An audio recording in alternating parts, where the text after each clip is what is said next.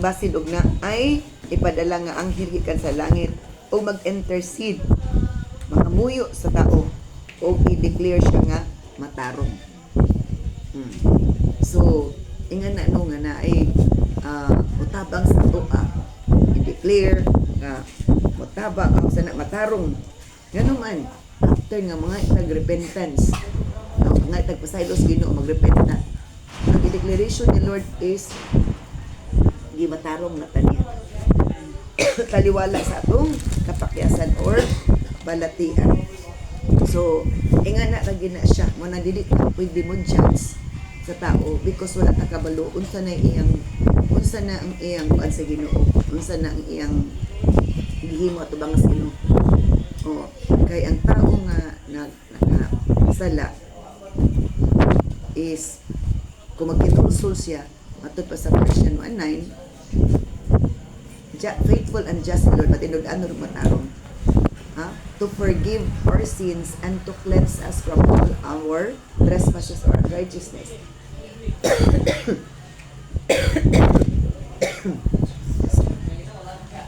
So ilok ay sa tundan o sa ilong no big an early challenge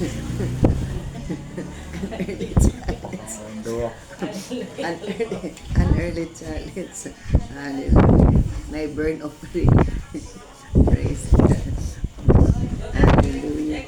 So ini no pero ipadayon ni kay na may maayong padali. So kung na ako ng anghel ipadangat para i-rescue, he will be gracious in verse 24. Tungod sa kaluoy sa anghel moingon buhi siya dili pa siya angay nga moadto sa syul ani ay lukat alang kaniya aron siya makagawas. So abi nag-aingon na gid sa kamatayon pero na ay ni rescue kay nganuman na ay nag-intercede ug na siya pud pwedeng nag-intercede nagampo o ingon ang anghel buhi siya gingnan niya ang espiritu sa kamatayon buhian siya kay aron ma-rescue sa iyang kahimtang. Yes.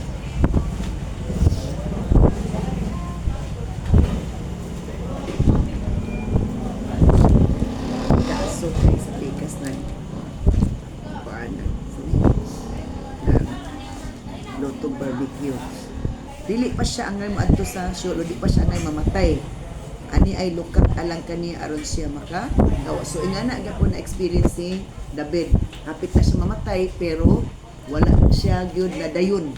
So ingana gyapon sa tuwa dili lang kamatayon ang pwede nato makuan ani ko dili sa tuwa lagi na sa atong kahimtang financially, physically, emotionally, sa family baka ha na mga ingana murag drowning na gakalunod na pero ingon si Lord ayo gabalaka kana ay maagi si Lord kung i-rescue ta niya wala po'y makapugong kung iya tang angat wala po'y makapugong. So bubalik ang iyang paggabatan-on ug mabaskog siya pag-usab magampo siya sa Dios ug tubagon siya ug simbahon niya ang Dios uban sa kalipay himuon sa Dios nga maayo ang lakat sa iyang kinabuhi o kana dindot kesanan. So negative kay ganina pero along the way sa next nga verses is nagka positibo. So na ay mo nga i-rescue siya luwason siya ug sa diha nga giluwas si Job sa iyang kaimtang ang iyang panit nga grabe to kapangit sa una ang iyang panit nga grabe ka pangit na ulian o matud pa ang iyang panit daw panit na sa bata o sa diyan when he prays to God sa dimo ampo sino pagadawaton ang iyang pagampo o malipayon na ang iyang kinabuhi. So ingana no mo nang si David naka-relate ingat nga istorya kay siya mampud ang naka-experience anak. So dili lang ta mag-convince gidi ay kay ang testing ni Lord sa to lain-lain pero guaranteed nga na ay mo rescue nato mo tabang unya sa atong sa gibuhat sa Ginoo sa atong kinabuhi dapat daygon jud nato siya during sa mga pagdayon na sa paghalad sa temple ingani ang iyang giawit. It's about the goodness of God sa iyang kinabuhi. Gisay-say niya unsay nahitabo. So sa pasabot ana nga during sa mga pagdaig para makadaig ta ayos Ginoo, dumdumo nato ang tanang gihimo sa Ginoo nga kaayuhan. Amen. Aliwala sa dili maayo bintang nato na gihimo sa Lord nga maayo aron nga madaig nato siya.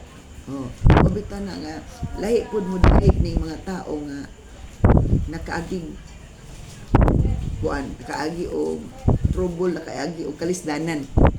Lahi ang dinaygan sa tao nga lahi ang dinaygan sa tao nga nag madagayaon naas kadagaya. Di ba? So pero gitan-aw sa panira pagtan-aw ni Lord how we handle our situation and how we praise Him in our situation. Ina na nga maayra ba dayta mo dayon sa Ginoo kung nagaya atong kinabuhi pero murag paingon og haya murag dili. So God is happy to see us how we respond sa atong Diyos sa atong sitwasyon. So kibalik ta dito sa Psalm nga atong basa ganina.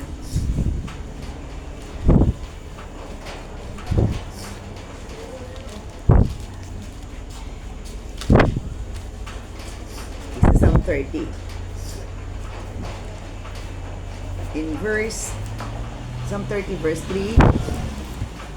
Psalm 30 verse 3.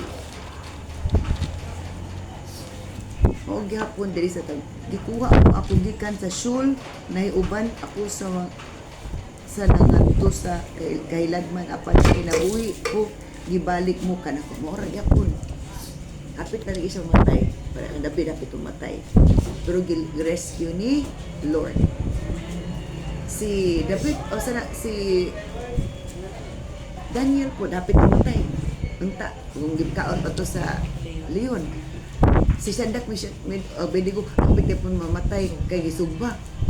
So kani nga bersikulo kani kay maka remember nga naagi mga panahon nga atong kidabuhi nag atubang sa kakuyaw.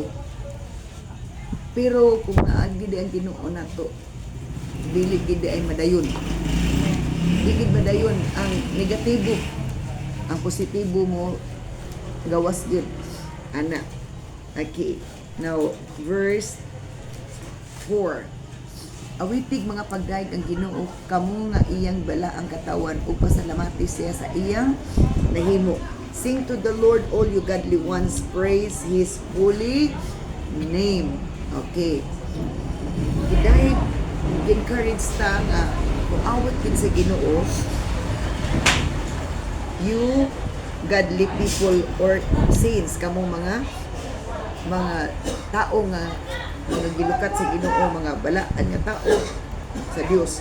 Praise His holy name. Daygon ginato ang bala ang ngalan sa Ginoo. So dili accepted nga atong mga pag-awit dili sa